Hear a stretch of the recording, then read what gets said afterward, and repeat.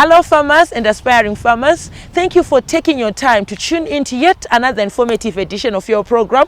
This is Agricultural New Directions Agribusiness in support of Vision 2030, where we discuss the fundamentals of agriculture, business, finance, production economics, time value of money, and even what it means to be an agriculturalist right here in Zimbabwe. This very episode we are going to be looking at lettuce production. These are some of the low-hanging fruits within our industry that most Zimbabwean farmers might not understand or shy away from because of lack of knowledge. But this is why we have Agricultural New Directions Agribusiness and also expertise in the form of Francis Mapindani, a horticultural expert working with Seedco right here in Zimbabwe. Francis, thank you for joining us today. Thank you so much, Faza, for having me on your show again. Yes. Francis, as we get into this discussion, I want us to look at lettuce production. However, you would find that in general, most of our Zimbabwean farmers or those who are into lettuce production do not produce larger unit areas or large hectares of lettuce. They just have small unit areas, and it is even counted per head. Why is it so? Why do we produce lettuce in small unit areas? If we look at lettuce, it's one of those crops that we can't say is a day-to-day kind of vegetable that most of the Zimbabwean consumers consume on a day, which is actually one which produces obviously one problem, that the demand is not going to be as high as, let's say, tomatoes, or let's say your onions, or let's say even the kovos and the rapes as well. Those are the vegetables that our consumers love to have on a daily basis. Every meal they need their kovo. Exactly. You see now, but lettuce has been one of those crops as well that has been sort of like, that has remained as sort of like a status symbol, I guess, because the demand is not quite as high, but it is there. The demand is there, but we can't really put it as high as the other daily consumables. So we're looking at it as a crop that if you probably grow it on a bigger scale, you're going to have a bit of a hard time trying to market it onto the market, especially if you have larger volumes. Given that it's also perishable. It's very perishable as well. Very perishable, so it might actually give you problems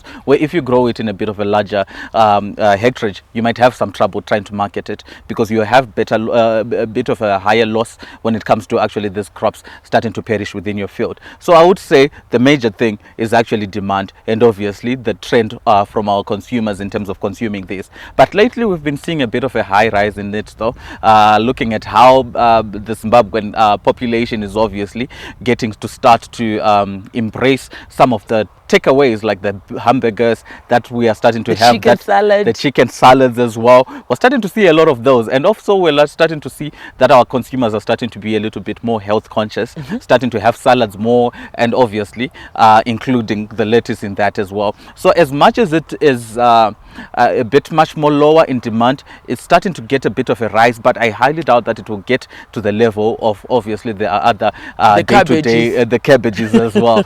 So it's a crop that I feel like our farmers obviously have to be wary about and try to research more into the market. Okay, now Francis, I want us to look at the varieties that are there. I understand that just standing in this field, we have this lush green side, we have the light green side, and we have the darker purplish maroon side, which resembles various varieties within the lettuce industry. I want us to look at the varieties that are available for our Zimbabwean farmers, aligning it to market expectations. Secondly, I want us to look at days to maturity and those characteristics that a Zimbabwean farmer needs to look at, those that are desirable when it comes to selecting your lettuce variety.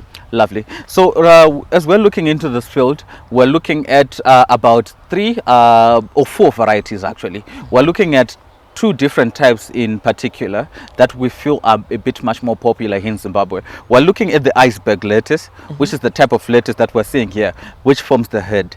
Like, this is the type of lettuce that we have, and within that category, within this field, we have 2 varieties, which are Aviram and Solar. Aviram is a good variety that has very good performance, especially all year round, looking at lettuce being a variety that a crop that performs very well during the winter period. That's when it naturally performs so well. But during the summer period, we usually have some problems where we have tip burn, where some of the leaves start to have tip burns on their edges, and also we're starting to have some problems of diseases like even the powdery mildews as well affecting your crop. Aviram and Solar are varieties that can perform quite so well in terms of preventing those, so they can be grown all year round, which is something that our farmers can take. And looking at the days to maturity, we're looking at these varieties even maturing from around 40 to 45 days from the day of transplant.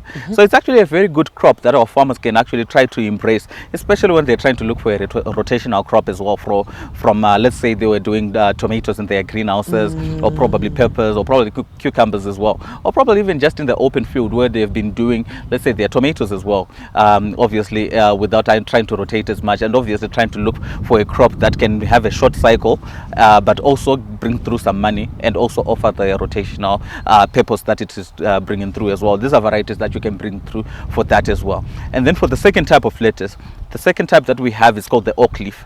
The oak leaf is the frilly one, which has frills on it, and in Zimbabwe probably that's the one that most farmers usually refer to as the fancy lettuce. Or fancy lettuce. Exactly. Oh, okay. Exactly. The fancy lettuce, that's what our farmers usually call it. Okay. It's not quite as popular as our iceberg, because the iceberg, I feel like most of the farmers in Zimbabwe, when they get into a shop, they see the iceberg lettuce in the shop. Yes. But especially with those ones, you see them probably in fruit salads, or probably you see them in some vegetable packs that already have some decorations, or used as decorations as well. Yes. Yeah, the lady, I think you know this so much better. But if you look at it from that perspective, these are the ones that are not quite as popular as the iceberg, but they have a market, because the color of those ones as well, you're seeing the light green and you're seeing the red type as well. Those are a bit much more enticing, especially when they are in the vegetable packs as well. Easy on the eyes. Easy on the eyes, and also there's a perception as well, especially with the red ones. Okay. That obviously there's a perception that they have a bit of a better nutritional value within them. Health advantage. Yes, okay. Exactly. They have a higher nutritional value. So that's something that our farmers, that our consumers are actually looking for at the end of the day. But looking at the demand, it's not quite as high, just like what we said, in terms of actually growing it on a bigger scale. But we have been seeing that farmers have been embracing this, especially the oak leaf types, both the red and the green. And also we've been having a bit of a niche market as well. I don't know if you've noticed farmers who have been engaging in the hydroponic kind of farming. Very true. Exactly. Even if you get into supermarkets, you see them with a bit of demonstrations by the side. Exactly. Where they have the hydroponics. It's very beautiful to see actually. Yes. Because with those ones, you're actually getting them fresh from your market. Okay. You're actually getting it fresh from the hydroponic system, and you're actually just taking it just like it's straight from the farm. So it's something that we have, but obviously the demand is not quite as high. But for some farmers who are actually quite seasoned, obviously they have taken some time to actually craft the way they farm these ones, especially on the hydroponic side. These are actually quite some really good crops that they can have on a rotational basis that they can give to their Zimbabwean consumers. Okay, thank you so much, Francis, for that. There you heard it, viewers. We are looking at lettuce production in Zimbabwe. We have various varieties coming in with different colors. We have the deep green color, the light green color, and the purplish maroonish color, resembling the various varieties that are being produced when it comes to product development by our seed houses. We're going to go on a short commercial break. We'll be right back with this and more in the second segment. Stay tuned.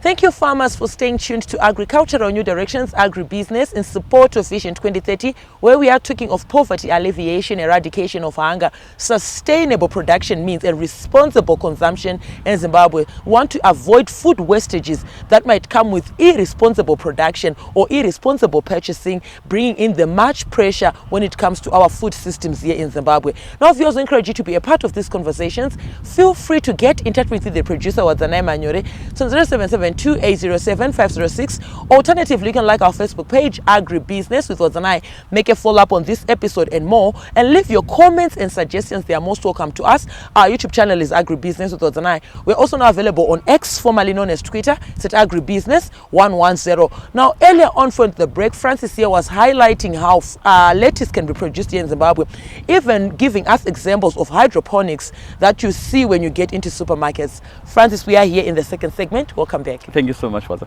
Yes, this segment is reserved for agronomic practices. Yes. And the first question that I would want to pose to you is, what are the soil types that are most conducive for lettuce production, and also the agroecological zones that you might want to highlight? Is it throughout the country? Do you have specifics?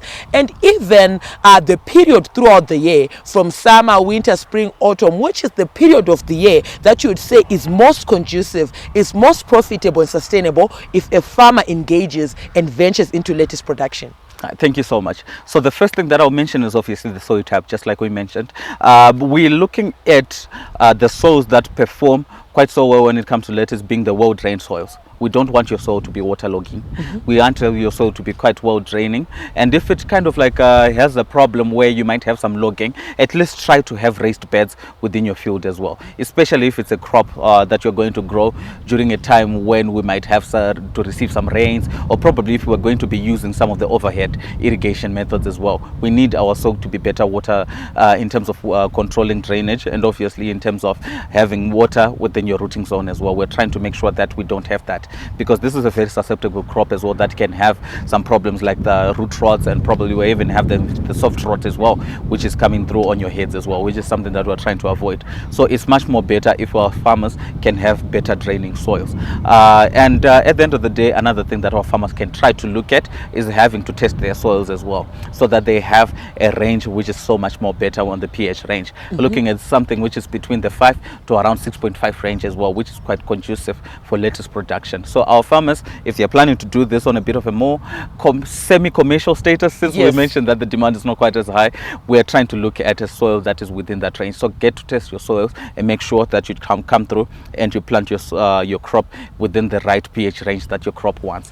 And when it comes to the perfect time to actually grow these ones, with lettuce, the perfect time to grow it, looking at the crop in its nature, it's during the winter period. The winter period is the best time, because obviously we receive less moisture here in Zimbabwe, and obviously we're receiving the lower temperatures as well that are quite conducive for lettuce production. Because during the high temperature seasons, like the Zimbabwean summers, we have a problem where obviously your crop gets stressed, and you start having some varieties which are not quite tolerant, like these ones that we have. They start to exhibit problems like tip burn. We start to have you start to see that your crop is just suffering, it's just not thriving, because it's getting stressed because of the high heat that we're receiving during that time. It's always so necessary that we try to make sure that we bring it during the winter season. But looking at it from a more profitable kind of approach, we're seeing that the winter is the popular time, so definitely, which means summer is the most unpopular time, especially during the rainy season. If you have a protected structure, I would feel probably even a greenhouse even. If you grow this during that time, I would feel like you have a better chance. Because there is a market space, there are shortages. Exactly, because most people can't actually grow this in their traditional open fields that they are used to doing them. So if you have a protected environment where you receive less moisture, you are definitely going to thrive more with these ones. Although they are coming through mostly in those protected infrastructures as sort of like rotational crops, because you can't really fit quite a number of crops within your greenhouse of these lettuces. It's always necessary for us to try to make sure that if we can have a more profitable approach to this, it's actually during the summer season, but in a bit of a protected environment as well. During the summer days, probably a crop that can be established, let's say maybe from September, we know that your crop is going to be stressed a little bit more. So naturally, I would feel the prices might start to increase as well, and also the demand might get a little bit higher, because a lot of people naturally have a preconception that lettuce doesn't perform well during the hot seasons. But you actually have varieties like these ones which can tolerate the high summer temperatures that we have here in Zimbabwe. So I think that's what our farmers have to know. And lastly, you mentioned the agroecological regions as well. Yes. I would feel the ones which don't have the extreme temperatures, like the low veld, I feel they are the much more better ones that you can actually grow this on. And also just looking at something that is guided by the demand that your crop has on the market as well. That's something that you can just try to bring through and guide you in terms of making sure that you put your plantings in place. Now, Francis, I want us to look at the most conducive way, or the most efficient and effective irrigation technique or method that you would recommend our Zimbabwean lettuce farmers to get into. This is a low-hanging fruit, small unit area, meaning that you do not have to have huge capital injections when it comes to producing your lettuce. In terms of irrigation, what type, or even the water requirements, the frequency, is it per weekly, is it twice a week? What are your recommendations, given that this is a leafy vegetable? We consume the leaves, so the leaves needs to be very fleshy, very attractive to the eye, so that our consumers are happy at the end of the day. Most definitely. With lettuce, obviously, you're trying to make sure that leaf is always going to be crispy, which is something that we want at the end of the day. And it's a bit of a crop that really shows itself when it's not getting the best water, when you're not getting the best irrigation possible. So it's always necessary for us to try to scout, and just like what you mentioned earlier, to kind of like come through into your field and try to scout as much as possible. Make sure that you get into your field as much as possible, especially during the different times of the day, to just come through and just to monitor your crop, because your lettuce crop will show itself when it's not getting the best water. When it's stressed. When it's stressed, yes. So one thing that I always just recommend our farmers when it comes to irrigation of your lettuce is to just try to come through and try to keep your soils moist, not too wet, not too dry. Just trying to come through and make sure that your soil always has moisture. Always your soil is always a bit darker, showing that moisture is always within the soil. Try to make sure that at least your waterings are always in place. And then also the best irrigation method. I'm not really the biggest fan of trying to wet your foliage, because with lettuce it's a crop as well that is a bit more susceptible to the soft rots as well. Yes. It can start rotting closer to the head, or probably when you harvest it, you'll start to see that it was starting to rot, especially on the inner leaves. Because if you are using an overhead irrigation method, some of the water can actually remain locked up within your leaves, and that might actually start to entertain bacterial infections within your crop as well. Okay. So it's always necessary for our farmers to kind of like come through and just bring through irrigation methods that don't encourage that water logging within the leaves. So it's much more necessary to maybe try to bring in your drip irrigation, and looking at it this year as well, because of the El Nino induced drought as well. It's always necessary to try to save water. Our water sources are depleting. Exactly. Yes. They are depleting, and there's so much demand for water from those resources as well. So it's necessary for us to try to maybe incorporate use of much more conservative methods of irrigating our Unlike crops. the floods, the overhead, exactly. which are very wasteful. Which are very wasteful when it comes to water, because most of that water ends up just getting lost to irrigation, to evaporation as well. So it's always necessary for us to kind of like try to bring through the water and just directly bring it within the rooting to zone the station where it's required. Exactly. Okay, there you heard it, viewers. We're gonna go on a short commercial break. We'll be right back with this and more in the third and final segment. Stay tuned.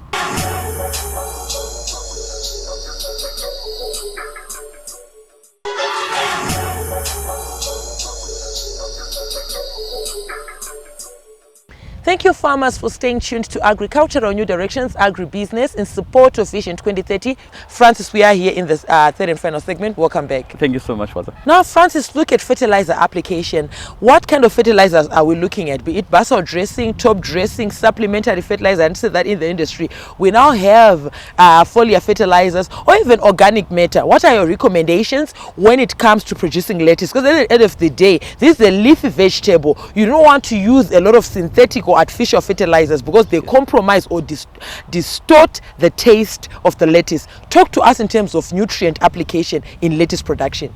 Most definitely, Waza. What we're actually looking at when it comes to lettuce, just like with any other horticultural crop, it's always very necessary for our farmers to come through and try by all means to get their soils tested before they start doing their crop, especially if they're planning to do it as a bit of a more commercial or semi-commercial way. Obviously, you need to make sure that you give some priority to your soil as well, since it's going to be the host for your plant. So it's very necessary for us to get our soils tested so that we know what's in abundance and what's lacking within our soil. So once that's done, we can get our fertilizer companies to actually recommend a good fertigation program that we can try to bring through for our lettuce. But in general, though, us as an agronomist, we try to bring through some bit of much more general recommendations which can actually bring through our growth to be quite so much better for our lettuce. We're looking at applying compound C right from the start as our basal. We're actually bringing through by broadcasting it, because if you can see, our lettuce is a bit much more densely populated, so it kind of really affects us from having spot applications of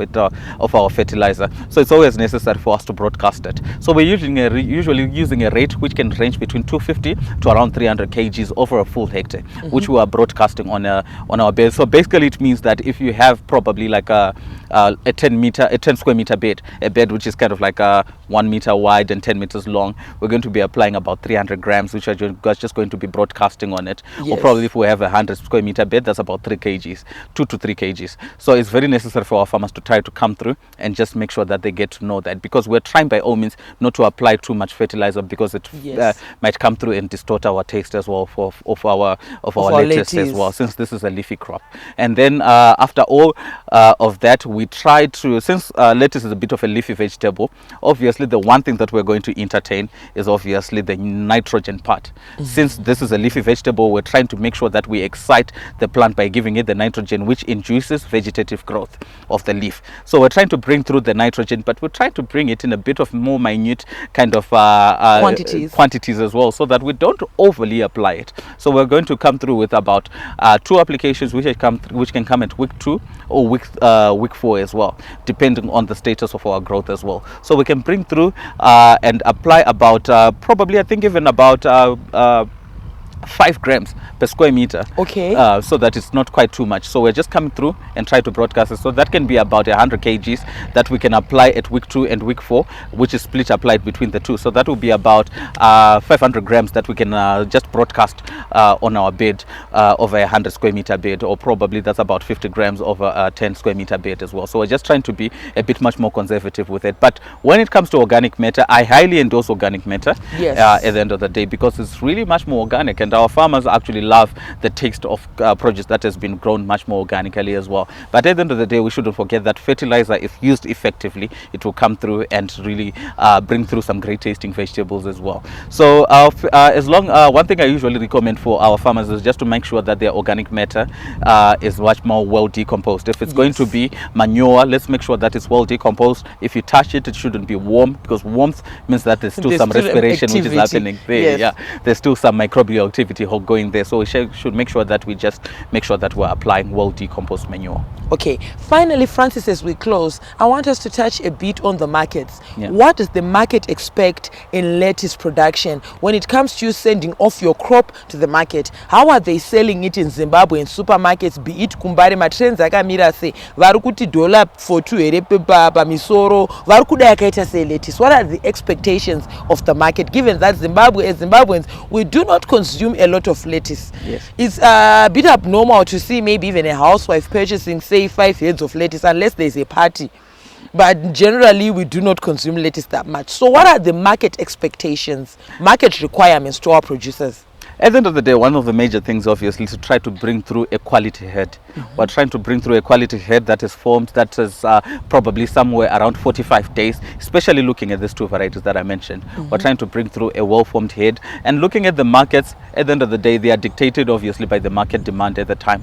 But on the good days, I'm pretty sure you can actually get about $4.2 for your heads as well, especially when they are quite in demand and there's low supply on the market. You can get the $4.2s or even higher as well, just depending on what the market wants. But when there's too much product on the market, I'm pretty sure it's something that can hover between around 20 to around 25 cents per head, which is around between $4.4 and $4.5, which is something that is there on the market. So it's very necessary for our farmers to just try through and just see what performs much more better. And since these are grown on a lower scale as well, we're not having quite a number of heads. These are something that we can try to maybe play around and maybe even sell directly to our consumers as well, and they can actually give us better prices if we were actually just cutting through some of the processes as well. So it's something that our farmers should look into. Okay, thank you so much, Francis, for taking your time and coming on to agribusiness, educating our Zimbabwean farmers in terms of these kinds of vegetables that might appear as forgotten, or some of the vegetables that our Zimbabwean farmers reject when it comes to production, citing reasons of markets or low incomes, etc. Thank you so much for taking your time. You're more than welcome.